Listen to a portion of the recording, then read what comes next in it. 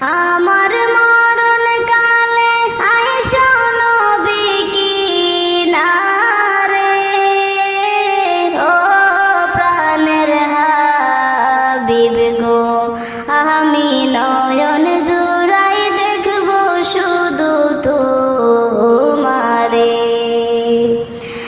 আমার মরণ কালে আইসো নবী কিনারে, ও প্রাণের হাবিব গো, আমি নয়ন জুড়াই দেখব শুধু তোমারে। আমায় যখন রাখা হবে অন্ধকার কবরে, আমায় তোমার গোলাম বলে নিও আপন